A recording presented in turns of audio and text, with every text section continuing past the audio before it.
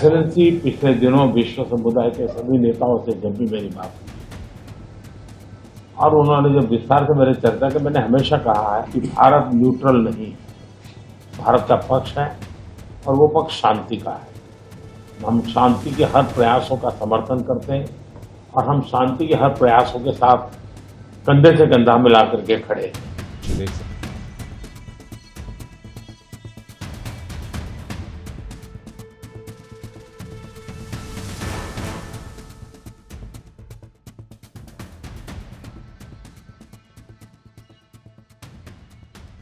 कल से आपके डेलीगेशन के लोग अनेक मीटिंगों में व्यस्त रहे हैं और बहुत सारे आउटकम के साथ आज हमारी ये समिट आगे बढ़ रही है। एक्सेलेंसी, आपकी यात्रा बहुत ही ऐतिहासिक है।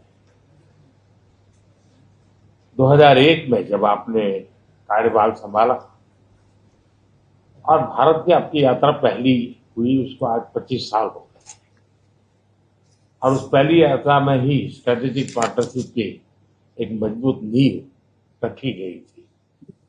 मेरे लिए पर्सनली भी खुशी की बात है कि आपके साथ मेरे परिचय को और संबंधों को उसको भी 25 साल हो गए हैं। एक्सेलेंसी, मैं मानता हूं कि ये जो 2001 में आपने जो भूमिका अदा की, एक विजनरी लीडर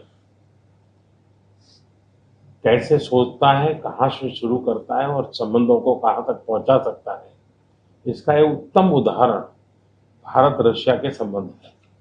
एक्सेलेंसी, यूक्रेन के संकट के बाद हमारी लगातार चर्चा होती रही है।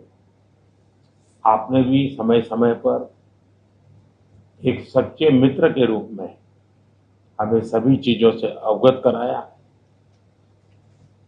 मैं समझता हूं कि ये विश्वास बहुत बड़ी ताकत है और आपको मैंने अनेक बार इस विषय की चर्चा भी की है और विश्व समक्ष भी मैंने रखा है कि विश्व का कल्याण शांति के मार्ग पर ही है। हम सबको मिलकर के शांति के रास्ते तलाशने चाहिए और पिछले दिनों जो प्रयास चल रहे हैं, मुझे पूरा विश्वास है कि विश्व फिर से एक बार शांति की दिशा में लौटेगा। एक्सेलेंसी, पिछले दिनों विश्व समुदाय के सभी नेताओं से जब भी मेरी बात हुई और उन्होंने जब विस्तार से मेरे चर्चा की, मैंने हमेशा कहा है कि भारत न्यूट्रल नहीं है, भारत का पक्ष है और वो पक्ष शांति का है। हम शांति के हर प्रयासों का समर्थन करते हैं और हम शांति के हर प्रयासों के साथ कंधे से कंधा मिला करके खड़े हैं। पूरे विश्व ने कोविड से लेकर के अब तक कई संकटों से गुजरा है। हम आशा करते हैं कि बहुत ही जल्द विश्व को चिंताओं से मुक्ति मिलेगी और एक सही दिशा में प्रगति के राह पर विश्व समुदाय को एक नई आशा पैदा होगी। एक्सेलेंसी, मुझे पूरा भरोसा है कि आज दिन भर हम अनेक विषयों पर चर्चा करने वाले हैं।